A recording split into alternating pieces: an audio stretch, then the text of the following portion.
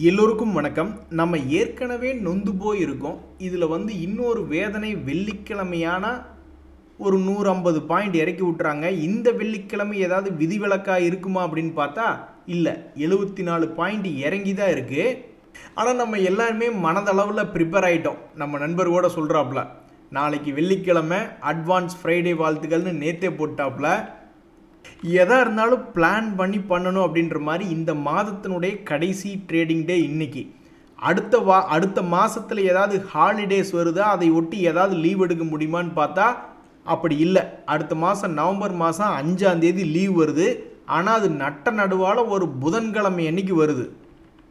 இந்த நேரத்தில் தான் சூனா பானா போச்சா அப்படிங்கிற மாதிரி மார்க்கெட்டில் ஏறுவதும் இறங்குவதும் தொடர்ந்து மார்க்கெட்டில் இருந்துக்கிட்டே தான் இருக்குது. ஸோ இப்போ சமீபத்தில் மார்க்கெட் ஏறி வந்திருக்கக்கூடிய இந்த நேரத்தில் மார்க்கெட் கரெக்ஷன் நம்மளை பின்தொடர்கிறதா அப்படின்றது ஒரு முக்கியமான கேள்வியாக இருக்குது. ஆல்மோஸ்ட் 24,000க்கு மேலே 26,000க்கு கீழே இப்போ நிஃப்டி ட்ரேட் ஆகிறதுனால அதுக்கு மானமும் இல்லை, மரியாதையும் இல்லை. மறுபடியும் அவன் எப்போ இனி 26,000 தாண்டானோ அப்போ தான் இனி மார்க்கெட்டில் ஒரு சந்தோஷம் வரும் என்பது தான் பல ட்ரேடர்களுடைய கருத்து. அதே மாதிரி மார்க்கெட்டை யாராவது பார்க்கும் பொழுது கீழே விழுகிற மாதிரி தெரியும் அல்லது மேலே ஏறுற மாதிரி தெரியும்னா அது அவங்களுடைய மனசுக்குள்ளே தான் இருக்குது. அது மார்க்கெட்டில் நடந்துச்சா இல்லையா அப்படின்றது சில நாட்கள் கழித்து பார்த்தா தான் தெரியும். ஸோ சமீபத்தில் நம்மளுடைய மார்க்கெட் மிக அருமையாக ஒரு ரிவர்சல் போட்டு 26,000க்கு மேலே இருந்து ஒரு மதிப்பும் மரியாதையும் இருந்தது. ஆனால் தற்போது கடந்த 2 நாட்களாக 26,000க்கு கீழே இருக்கிறதுனால அதில் ஒன்றுமே மகிழ்ச்சி இல்லை அப்படின்றதான் இன்றைய நிலவரம். நண்பர்களே, இன்னைக்கு மார்க்கெட்டில் மிகவும் முக்கியமாக 6 முக்கியமான செய்திகள் இருக்குது. ஒன்று, இந்த யுனைடெட் ஸ்பிரிட்ஸ் அப்படின்ற பங்கு ரிசல்ட்டினுடைய சீசன் டைமில் 4% என்பது மேல் நோக்கி ஏறி இருக்கான். இது எங்கேருந்து ஏறி இருக்கான்னா, ரொம்ப காலமாக நிறைய பேர் பார்த்துட்டு இருந்தாங்க. இந்த யுனைடெட் ஸ்பிரிட்ஸு, வருண் பிவரேஜஸ் போன்ற பங்குகள்லாம் பல பேர் ரொம்ப காலமாக பார்த்துக்கிட்டு இருந்தாங்க. அந்த வருண் பிவரேஜஸ்மே ஒரு 10% ரிசல்ட்டை காரணமாக வச்சுக்கு தான் ஏறினான். ஸோ மிகவும் சரிவடைந்து இந்த யுனைடெட் ஸ்பிரிட்ஸ் அப்படின்ற பங்கு 6 மாதத்தினுடைய லோவில் கிட்டத்தட்ட ஒரு 4 எப்படின்னு பாருங்கள், 6 மாதம் லோ, 1 வருஷம் லோ. ஆனால் அந்த லோலியே 4 மாதம் ட்ரேட் ஆகிருக்கான்னா எவ்வளவு கஷ்டம். யாரா அவன் 6 மாதம் லோ 1 வருஷம் லோலியே 4 மாதமாக உட்காந்துட்டு இருக்கான்னு பல பேர் ஆராய்ச்சி பண்ணிக்கிட்டு இருந்தாங்க. கடைசியில் பார்த்தோம்னா இந்த ஏர்னிங்ஸ் ரிசல்ட் சீசனை ஒரு காரணமாக வச்சுக்கிட்டு அதில் பார்த்தீங்கன்னா சமீபத்தினுடைய லோ 1,250 ரூபாயிலிருந்து இன்னைக்கு தேதியில் பார்க்கும்போது ஒரு நடுக்கிணறு அப்படின்ற இடத்துக்கு வந்திருக்கான். இனி இந்த பங்குனுடைய அடுத்த கட்ட மூவ்மெண்ட் என்பது பொறுத்திருந்தான் பார்க்கணும். ஸோ பொதுவாக இப்போ சமீபத்தில் என்ன நடக்குதுன்னா, ஒரு லோ ப்ரைஸ் போன பிறகு 4 மாதங்கள் கழித்து கூட அவனுக்கு ஏதாவது நல்லதோ அல்லது மறுபடியும் மேற்கொண்டு தொடர்ந்து ஏதாவது பெரிய கெட்டதோ நடக்கக்கூடிய வாய்ப்பு என்பது இருக்குது. முதலெல்லாம் 2-3 மாதம் கழித்து பார்த்தா ஏதாவது தெரியுமோ அப்படின்ற மாதிரி நிறைய பேர் நினச்சிக்கிட்டு இருந்தாங்க. கடைசியில் பார்த்தா அது ஒரு குறிப்பிட்ட லோ வந்த பிறகு 4 மாதம் வரைக்கும் கூட காலங்கள் எடுத்துக்கலாம் அது மேலே போகிறதுக்கோ அல்லது கீழே போகிறதுக்கோ அப்படின்றது இந்த யுனைடெட் ஸ்பிரிட் அப்படின்ற பங்குலேருந்து தெரிய வருது. நண்பர்களே, இந்த ரெயில்டெல் அப்படின்ற பங்கில் ஒரு நல்ல செய்தி. ஏதாவது துணிஞ்சு ஒரு வேலையாவது நீ செஞ்சியாப்பா, இதுக்கு முன்னாடியெல்லாம் நீ செஞ்சுருக்க, கீழேருந்து மேலே ஏறியிருக்க, மேலேருந்து கீழே இறங்கியிருக்க, ஆனால் 1 மாதமாக எந்த மூமெண்ட்டும் இல்லை. துணிஞ்சவனுக்கு தூக்கு மேடையும் பஞ்சு மெத்தேன்னு ஏதாவது ஒன்று நீ துணிஞ்சு பண்ணியிருக்கலாமில்ல, ஏன் இப்படி ஸ்லோவாக இருக்க அப்படின்னு அந்த ஷேர் ஹோல்டர்ஸ் எல்லாம் மனசு நொந்துக்கிட்டு இருந்திருப்பாங்க. அப்படி இருக்கக்கூடிய இந்த ரெயில்டெல் கார்பரேஷன் சென்டர் பாயிண்டில் இருக்கக்கூடிய இந்த நேரத்தில் அவங்க என்ன சொல்கிறாங்கன்னா, எங்களுக்கு ஒரு ஒர்க் ஆர்டர் ஒன்று ரிசீவ் பண்ணியிருக்கோம் அப்படின்ற ஒரு தகவலை வெளியிட்டிருக்காங்க. நீங்கள் பார்க்க போனீங்கன்னா ஒரு குவார்ட்டருக்கு ஆல்மோஸ்ட் 1000 கோடி வருமானம் பண்ணி கொண்டு இருக்கக்கூடிய ரெயில்டெல்லுக்கு கிட்டத்தட்ட 136 கோடி ஆர்டர் என்பது ஓரளவுக்கு நல்ல ஆர்டர் தான். பட் இந்த பங்கு தற்போதைய நிலைமையில் இந்த ஆர்டர் நியூஸ்க்கு இப்போ வரைக்கும் ஒன்றும் பெருசாக ரியாக்ட் பண்ணல. கரெக்டாக சென்டர் பாயிண்டில் உட்காந்துக்கிட்டு இருக்குது. அடுத்தது மிக முக்கியமான செய்தி, இந்த நாராயணா ஹிருதாலயா அப்படின்றது அவங்கள பொறுத்த வரைக்கும் இது ஒரு அற்புதமான செய்தியாக தான் வெளியிடுறாங்க. நாங்கள் போயிட்டு யுனைடெட் கிங்டம் பேஸ் பண்ணி இருக்கக்கூடிய இந்த பிராக்டிஸ் ப்ளஸ் குரூப் ஹாஸ்பிட்டல்ஸ் அப்படின்றத நாங்கள் 100% அக்வஷன் பண்ணியிருக்கோம். நாங்கள் ஏன் அக்வஷன் பண்ணியிருக்கோம் அப்படின்னு பார்த்தீங்கன்னா, இன்டர்நேஷ்னல் எக்ஸ்பேன்ஷன் பெரிய அளவில் சம்பாதிக்கலாம் அப்படின்ற மாதிரி எக்ஸ்பேன்ஷனில் போயிருக்கோம் அப்படின்னு ஒரு நல்ல பிஸ்னஸ் அப்டேட் தான் அவங்க கொடுத்துருக்கிறது அவங்கள பொறுத்த வரைக்கும், பொதுவாக நியூஸ் படிக்கிறவங்கள பொறுத்த வரைக்கும். ஆனால் மார்க்கெட்டினுடைய ரியாக்ஷன் என்னென்னா, ஏனோ ஒன்று மார்க்கெட்டுக்கு பிடிக்கல, அதனால் 2.5% இன்றைக்கி இறங்கித்தான் இருக்குது நாராயண ஹிருதாலயா. சமீப காலமாகவே இந்த பங்கு பல பேர் விமர்சனம் பண்ணிக்கிட்டே இருந்தாங்க. ஒரு ஹை வந்துட்ட மறுபடியும் கீழே இறங்கி 4-6 மாதமாகவே ஒரே இடத்துல நீ சுற்றிக்கிட்டு இருக்க அப்படின்னு. ஸோ ஏதோ ஒரு நியூஸுக்காக இது வெயிட் பண்ணிக்கிட்டு இருந்ததா என்ன அப்படின்றது தெரில. பட் இன்றைக்கி ஒரு மிக முக்கியமான அவங்களுடைய பிஸ்னஸ் அப்டேட் வந்திருக்கு. அந்த விஷயத்தில் நம்மளுடைய மார்க்கெட் வந்து அதை செலிப்ரேட் பண்ணாமல் அவனை கீழே தான் 3% வச்சுருக்காங்க. ஸோ ஏதோ 6 மாதமாக ஒரே இடத்துல இருந்துட்டான். இனி அடுத்து வரக்கூடிய ஒரு 6 மாதத்தில் பெருசாக ஏதாவது ஒரு மூவ்மெண்ட்டு காட்டுவானா? ஒரு 700-800 ரூபாய் ஏறினாலும் ஒரு 700 ரூபாய், இறங்கினாலும் ஒரு 700 ரூபாய் இறங்கி ஒன்றா கீழே 1000 ரூபாயாக வருமா அல்லது மேலே 2500 ரூபாயாக வருமா அப்படின்றதான் பல ட்ரேடர்களுடைய எதிர்பார்ப்பாக இருக்குது. ஐயோ ருக்கு, உன் பேரே ரொம்ப ஸ்வீட்டாக இருக்கே அப்படின்ற மாதிரி இந்த டிவிடெண்ட் பங்குகளுக்கெல்லாம் வச்சுருக்கிறவங்களுக்கு திடீர்னு ஒரு இன்பம் வரும். எப்படி அப்படின்னு பார்த்தீங்கன்னா, இந்த பவர் கிரிட் பிஜி இன்விட் அப்படின்ற பங்குகளை வச்சுருக்கிறவங்களுக்கு ஒரு அறிவிப்பு என்ன வந்திருக்கு அப்படின்னு பார்த்தீங்கன்னா, எங்களுடைய 4ஆம் தேதி நடக்கக்கூடிய மீட்டிங்கில் டிவிடெண்ட் கொடுப்பது என்பது உறுதியான பின்பு, உறுதியாகிவிட்டால் அதனுடைய ரெக்கார்ட் டேட் என்பது நவம்பர் 10 இருக்கும் அப்படின்னு அறிவிப்பு வந்திருக்காங்க. ஸோ அப்போ நவம்பர் 10 ரெக்கார்ட் டேட்னா அப்போ பேமெண்ட் டேட் அதுலேருந்து ஒரு 4-5 நாள் தள்ளி இருக்கலாம், அல்லது ஒரு 10-15 நாளுக்குள்ளே இருக்கலாம். எப்படியோ இருக்குது, நவம்பர் மாதத்துக்குள்ளே ஒரு வேட்டை இருக்குது. இதுதாங்க பவர் கிரிட் இன்ஃப்ராஸ்ட்ரக்சர் இன்வெஸ்ட்மெண்ட் ட்ரஸ்ட்டில் வந்திருக்கக்கூடிய ஒரு மிக முக்கியமான தகவல்.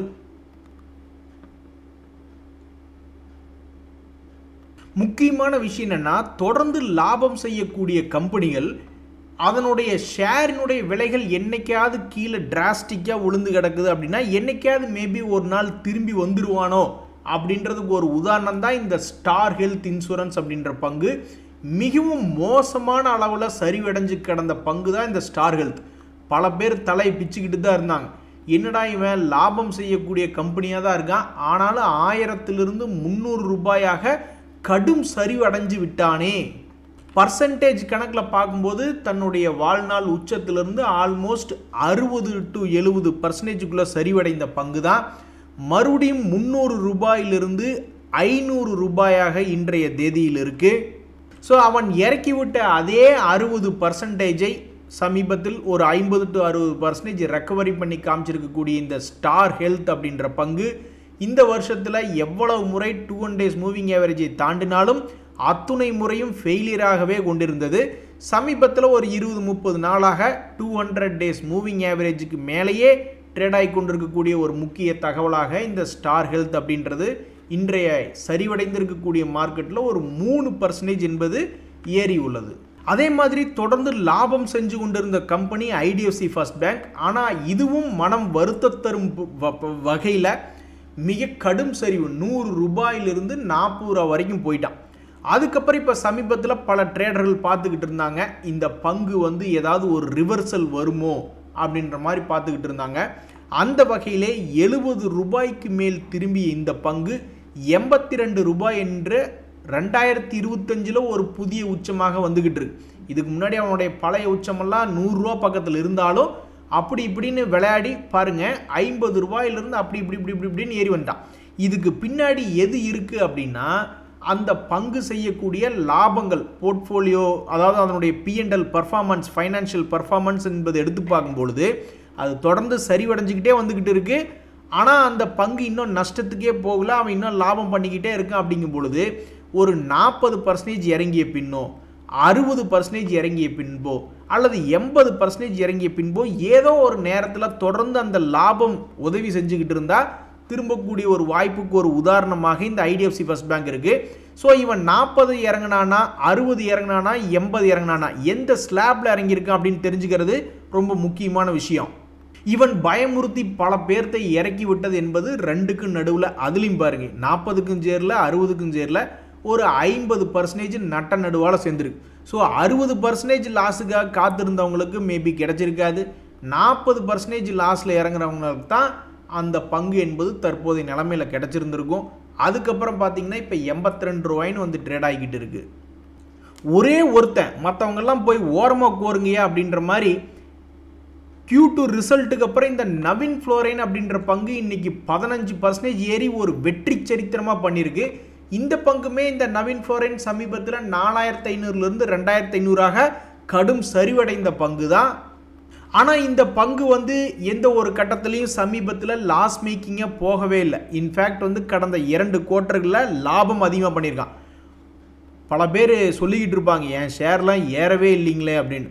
உடனே அவங்கெல்லாம் போய் ஓடி போய் பார்க்க வேண்டியது என்ன அப்படின்னா, அவங்களுடைய பங்கு இறங்கி போயிடுச்சு, அவங்கள கைவிட்டுடுச்சு. ஆனால் அந்த பங்கினுடைய ஃபைனான்ஷியல் பர்ஃபார்மன்ஸ் என்பது கைவிடாமல் தொடர்ந்து லாபம் பண்ணிக்கிட்டே இருக்கக்கூடிய கம்பெனியா அப்படின்றத முதல்ல செக் பண்ணிக்கணும். அப்போ தான் ஏதாவது திரும்பி கீது மேலே வருவானா அப்படின்ற ஒரு லேசான நம்பிக்கையாவது அவங்க மனசில் இருக்கும். ஸோ இந்த நவீன் ஃப்ளோரைன் என்பது 5000 ரூபாயிலிருந்து 2500 ஆல்மோஸ்ட் 50% இறங்கி, இதுவும் 60% இறங்கட்டும் 80% இறங்கட்டும்னு காத்திருந்தவங்களுக்கு மேபி கிடச்சிருக்காது போல். 40% இறங்கிய ஒரு பங்காக அதுக்கும் கீழே கொஞ்சம் போயிட்டு அங்கிருந்து மறுபடியும் அற்புதமாக தன்னுடைய பழைய கையை மீட்டெடுத்திருக்கான். அதுக்கு இவனுடைய இந்த Q2 ரிசல்ட் என்பது உதவி செஞ்சிருக்கு. ஸோ இன்னைக்கு மிக முக்கியமான செய்தி என்னென்னா, பாவம் யாரெல்லாம் இறங்கி போச்சே ஷேர் அப்படின்னு மனசு வருத்தமாக இருக்கிறவங்க ஓடி போய் அந்தந்த கம்பெனி கடைசிக்கு லாபமாவது செய்யுதா அப்படின்றத பார்க்க வேண்டியதாக இருக்குது. ஏன்னா அது லாபம் கூட செய்யலைன்னா அப்புறம் என்ன நம்பிக்கையில் கோந்துட்டு இருக்கிறது அப்படின்றது அந்த ஆண்டவனுக்கே வெளிச்சம். அதே சமயம் இந்த பாவம் இந்த பந்தன் பேங்க்லாம் பிடிச்சி 7% இறக்கி விட்டாங்க. இந்த வேதந்த் ஃபேஷன் ஒருத்தன் ஏற்கனவே நொந்து போய் தான் உட்காந்துருக்கான். இந்த ரிசல்ட்டுக்கு அப்புறமாவது வாய்க்குள்ளே ஒரு தேன் முட்டாயை போடுவானா அப்படின்னு பார்த்தா அவன் தேன் முட்டாய் போடல, வாய்க்குள்ளே இருக்கிற கண்ட கழிசடையெல்லாம் எடுத்து வாய்க்குள்ளே போட்டு போயிட்டான். அதாவது இந்த பங்கை பற்றி பேசும்போது நம்மளுக்கு ஏதோ ஒரு மூன்றாம் தர செய்தியாக தெரியும். ஆனால் அந்த ஷேரை வச்சுருக்கிறவங்களுடைய மனசு எப்படி புண்படும்னு பாருங்கள். இந்த பங்கினுடைய மூவ்மெண்ட் என்பது இருக்கிறதுலையே மல்டி இயர் லோவில் ட்ரேட் ஆகிட்டு இருக்கு. அப்படி என்னையா நீ கும்பா ரிசல்ட் கொடுத்துருக்கு அப்படின்னு போய் பார்த்தா அவன் இது வரைக்கும் லாஸ் மேக்கிங்காக ரிசல்ட் தெரில. 56 கோடின்னு அவனுடைய லாபத்தை குறைச்சி கொடுத்துருக்கான். ஆனால் இன்னும் அந்த பங்கு நஷ்டத்துக்குள்ளே போகலை.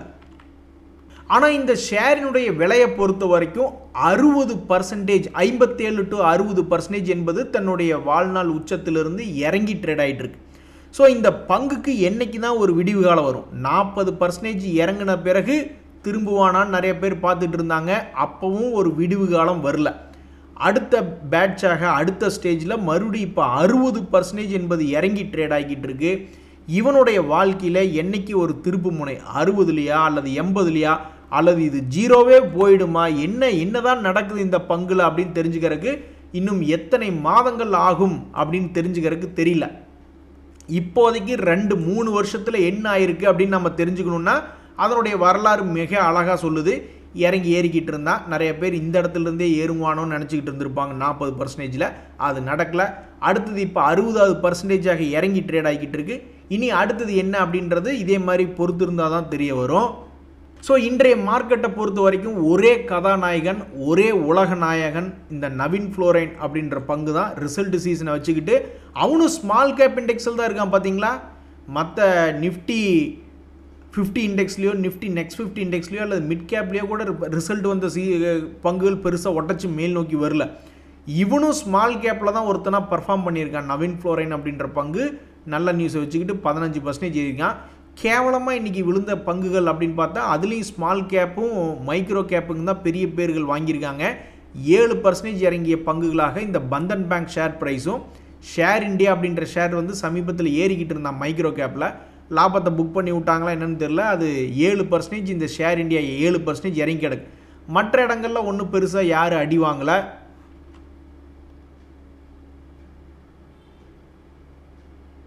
நண்பர்களே, ஐபிஓக்களை பொறுத்த வரைக்கும் 3 ஐபிஓக்கள் ஓப்பனாக இருக்குது. அதுக்கு முன்னாடி ஒரு விஷயத்தை ஞாபகம் வச்சுங்க. ஷேர் மார்க்கெட்டில் பார்த்தீங்கன்னா ஏதாவது ஒரு இடத்துல கை மாற்றி விட்டுக்கிட்டே இருப்பாங்க. உங்களுடைய துரதிர்ஷ்டம், நீங்கள் ஒரு உச்சாணியில் போய் நீங்கள் வாங்குறீங்க, உங்களுக்கு வேற ஒருத்தர் கை மாற்றி விட்டு போயிடுறாருன்னா அதுக்கு என்ன பண்ண முடியும்? நிறைய பேர் வச்சுக்கிட்டே இருப்பாங்க. அப்புறம் ஏவரேஜ் பண்ணிக்கி இது வெளியே வருவாங்க அல்லது லாஸ் புக் பண்ணி வெளியே வருவாங்க. இந்த மாதிரி நடப்பது உண்டு. ஸோ ஸ்டாக் மார்க்கெட்டில் எப்படி இப்படி நடக்குதோ அதே மாதிரி சில கம்பெனி சிறுசாக இருக்கும்போதே அந்த கம்பெனியை ஆரம்பித்தவங்க அந்த பங்குகளை வச்சுருப்பாங்க. அல்லது அந்த கம்பெனி ஆரம்பிச்சுட்டு மேற்கொண்டு பெருசாக கொண்டு போக தெரியாமல் இருக்கும் பொழுது வேற யாராவது இந்த கம்பெனி என்றைக்காவது ஒரு நாள் பெருசாக வளரணும் அதில் கொண்டு போய் பணத்தை போடுவாங்க. இந்த மாதிரி சின்ன ஆளுக சின்ன விலை இருக்கும் பொழுதே உள்ள என்ட்ராகி அதை வச்சுருப்பாங்க. அப்புறம் அந்த பங்கு வந்து ஐபிஓக்கு வரும் பொழுது ஐபிஓவில் என்ன விலை நிர்ணயிக்கணும் அப்படின்னு அவங்களும் மெர்ச்சன்ட் பேங்கர் முதல் கொண்டு எல்லாம் கலந்து ஆலோசித்து அந்த கம்பெனிக்கு தகுந்த ஒரு வேல்யூவேஷன் வச்சுருப்பாங்க. அங்கே என்ன நடக்குதுன்னா கைமாற்றி விடுற வேலை தான் நடக்குது. நல்லா லோ ரேட்டில் பிடிச்சதை ஹை ரேட்டில் கைமாற்றி விடுற வேலை தான் நடக்குது. அதுக்கப்புறம் அது மார்க்கெட்டுக்குள்ளே வந்து சம்பாரிச்சு தருதா இல்லையா அப்படின்னு. ஸோ இதை வந்து நீங்கள் எப்போவுமே ஞாபகம் வச்சுங்க. ஐபிஓக்கள் வரும்பொழுது வேறொருத்தர் உங்களுக்கு கைமாற்றி விடுறாரு அப்படின்ற மாதிரி தான் அது ஒரு வகையான அர்த்தம் ஒன்று. அல்லது ஃப்ரெஷ் ஷேர்ஸை இஷ்யூ பண்ணுறாங்க. யாருமே தங்களுடைய பங்குகளை விற்கல, அந்த கம்பெனிலேயே புதுசாக ஷேர் ஹோல்டரில் வர வைக்கிறாங்க அப்படின்றதும் ஒரு தகவலாக இருக்குது. இந்த சமயத்தில் வந்து 3 ஐபிஓக்கள் ஓப்பனாக இருக்கிறதுல யார் இந்த லென்ஸ்கார்ட்லாம் வந்து வீதிக்கு வீதி கடை வச்சுருக்கான். அதனால் வந்து அது பிரபலமான இதாக தெரியும். ஆனால் நம்மளுடைய ஷேர் மார்க்கெட்டில் அது எப்படி இருக்குது அப்படின்னு பார்க்கணுன்னு வச்சிங்களேன். இந்த 3ஐயும் கம்பேர் பண்ணி பார்க்கணும். ஸோ இந்த ஓர்கலா இந்தியா அப்படின்ற ஐபிஓ இன்னைக்கு க்ளோஸ் ஆகுது. இதனுடைய கிரே மார்க்கெட் ப்ரீமியம் என்பது கிட்டத்தட்ட 10% இது வந்து லிஸ்டிங்கில் வருமா அப்படின்னு கிரே மார்க்கெட் ப்ரீமியமில் எதிர்பார்த்துக்கிட்டு இருக்காங்க. அடுத்து இந்த ஸ்டட்ஸ் ஆக்சசரிஸ் என்பது நவம்பர் 3 திங்கட்கிழமை அன்னைக்கு க்ளோஸ் ஆகுது. அதனுடைய கிரே மார்க்கெட் ப்ரீமியம் இது ஏதாவது 10% இது வந்து லிஸ்ட் ஆகுமோன்னு பார்த்துக்கிட்டு இருக்காங்க. இந்த லென்ஸ்கார்ட் அப்படின்றது இது நம்ம நிறைய வீதிகளில் இந்த பிராண்ட் இருக்கிறதுனால நிறைய பேர்த்துக்கு பரிச்சயமாக இருக்கும். அந்த பங்கு இன்றைக்கி தான் ஓப்பன் ஆகுது. அதனுடைய கிரே மார்க்கெட் ப்ரீமியம் வந்து எப்படி வந்து லிஸ்ட் ஆகும் அப்படின்ற மார்க்கெட்டினுடைய எதிர்பார்ப்பு என்னென்னா ஒருவேளை 16% வந்து லிஸ்ட் ஆகுமோ அப்படின்ற மாதிரி பார்த்துக்கிட்டு இருக்காங்க. எதுவுமே மார்க்கெட்டில் வந்து லிஸ்ட் ஆனதுக்கப்புறம் தான் தெரியும். இதெல்லாம் ஒரு கணிப்பு தான், எஸ்டிமேட்டட் லிஸ்டிங் ப்ரைஸ். என்னாலும் இல்லாத திருநாளாக இந்த ஐடிசி அப்படின்ற ஷேர்லாம் இன்றைக்கி அதிகமாக ட்ரேட் வேல்யூ என்பது நடந்துக்கிட்டு இருக்குது. இனி அடுத்தடுத்த வாரங்களில் அல்லது அடுத்தடுத்த மாதங்களில் இவன் எப்பவும் வழக்கமாக மூவ் ஆகக்கூடிய அந்த 4-5% பண்ண போகிறானா அல்லது என்ன பண்ண போகிறா அப்படின்றது பொறுத்து இருந்து பார்க்கணும். எட்டர்னல் அப்படின்ற ஷேர்லேயும் அதிகமான ட்ரேட் வேல்யூ என்பது நடக்குது. இன்றைக்கி இந்த யுனைடெட் ஸ்பிரிட்ஸ் மேலே வரக்கு Q2 ரிசல்ட் தான் காரணம். கனரா பேங்க் இன்றைக்கி அதிகமான ட்ரேட் வேல்யூவில் நடந்துக்கிட்டு இருக்குது. இந்த லோதா அப்படின்ற பங்கு இன்றைக்கி 2% ஏறி இருக்கான். இந்த லோதா அப்படின்ற பங்கு கடந்த 1.5 வருஷமாகவே என்ன பண்ணிக்கிட்டு இருக்குன்னா ஒரு குறிப்பிட்ட லோ வந்த பிறகு அதுக்கப்புறம் ஒரு சைட்வேஸ் பேட்டர்னாக ட்ரேட் ஆகிட்டு இருக்கு. அப்படி இருக்கக்கூடிய இந்த லோதாவில் இன்றைக்கி அதிகமான ட்ரேட் வேல்யூ என்பது நடந்திருக்கு. அதே மாதிரி 50 days மூவிங் ஆவரேஜ் அவன் சமீபத்தில் தாண்டவே இல்லை. இன்றைக்கி ஒரு முறை டச் பண்ணால் அப்புறம் அவனை கீழே உழுக்காட்டிட்டாங்க. மறுபடியும் அவனால் முடியல. 3வது முறையாக இப்போ 50 days மூவிங் ஆவரேஜ் கிட்ட ட்ரேட் ஆகி கொண்டு இருக்கக்கூடிய நிஃப்டி நெக்ஸ்ட் 50 இண்டெக்ஸில் ஒரு முக்கியமான பங்காக இந்த லோதா இன்றைக்கி 2% ஏறி இருக்குது.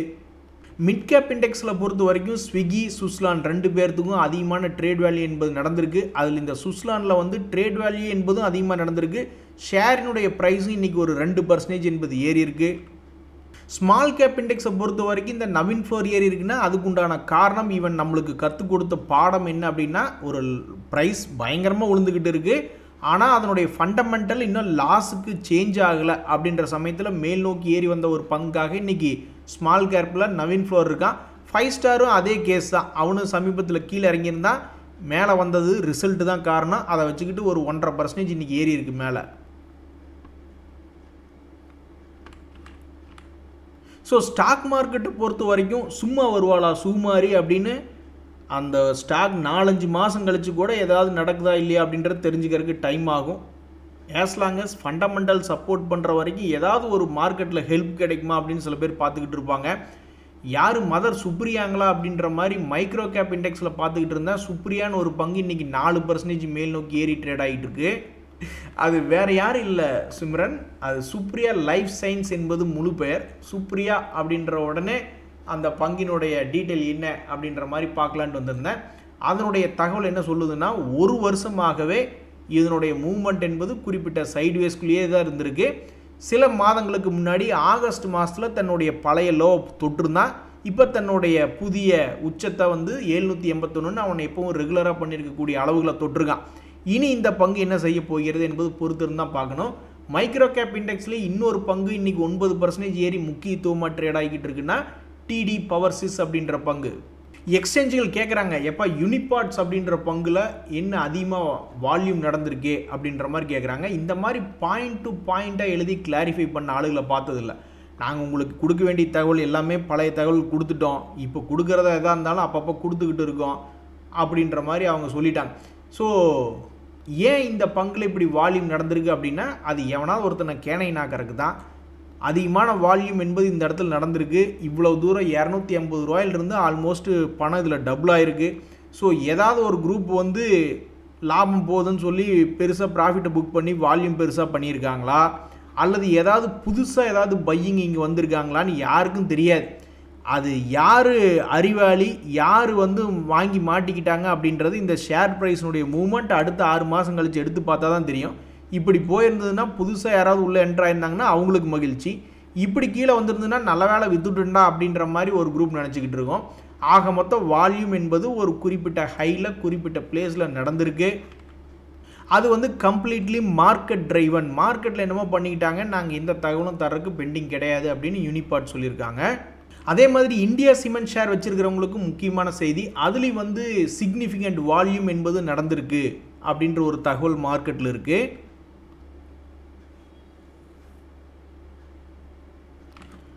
அதாவது ஜிபிடி இன்ஃப்ரா அப்படின்ற ஒரு பங்கு, அந்த பங்கு வந்து மொத்தமே 1353 கோடி தான் மார்க்கெட் கேபிட்டல். அதனுடைய முதலீட்டாளர்களை பொறுத்த வரைக்கும் டிஐஸ் 7.5 வச்சுருக்காங்க, எஃப்ஐஸ் 3.25 வச்சுருக்காங்க. இப்படி இருக்கக்கூடிய இந்த பங்கு ஒரு காலத்தில் 7 கோடி அப்படின்ற மாதிரி லாபம் பண்ணிக்கிட்டு இருந்தது. இப்போ 25 கோடி அப்படின்ற மாதிரி பண்ணிக்கிட்டு இருக்கு. ஸோ இந்த பங்கினுடைய விலை என்பது தற்போது 1 இயர் லோ அப்படின்ற மாதிரி ட்ரேட் ஆகிட்டு இருக்கு. 200 ரூபாயிலிருந்து அப்படியே 50% சரிவடைஞ்சு 100 ரூபா பக்கத்தில் ட்ரேட் ஆகி கொண்டு இருக்கும் பொழுது எக்ஸ்சேஞ்சுகளிலிருந்து கேட்குறாங்க, என்ன எதனால் வால்யூம் திடீர்னு உங்களுடைய ஸ்டாக்கில் நடந்திருக்கு அப்படின்னா இது கம்ப்ளீட்லி மார்க்கெட் டிரைவன் அப்படின்ற ஒரு தகவல். ஸோ ஜிபிடி இன்ஃப்ரா அப்படின்ற வச்சுருக்கிறவங்களுக்கு இது ஒரு significant news. KPI green energy வச்சிருக்கிறவங்களுக்கு மிக முக்கியமான தகவல், 7 நவம்பர் அவங்களுடைய போர்ட் மீட்டிங் என்பது வருது. நண்பர்களே, ஒரு சந்தோஷமான விஷயம், இந்த கொச்சின் ஷிப்யார்டு அப்படின்ற பங்கில் வந்து என்ன ஒரு தகவல் விடுறாங்கன்னா, எங்களுக்கு ஒரு லெட்டர் ஆஃப் இன்டென்ட் கிடச்சிருக்கு, எங்கிருந்து, டென்மார்க்லேருந்து அப்படின்ற மாதிரி ஒரு தகவல் வந்திருக்கு. நன்றி, வணக்கம்.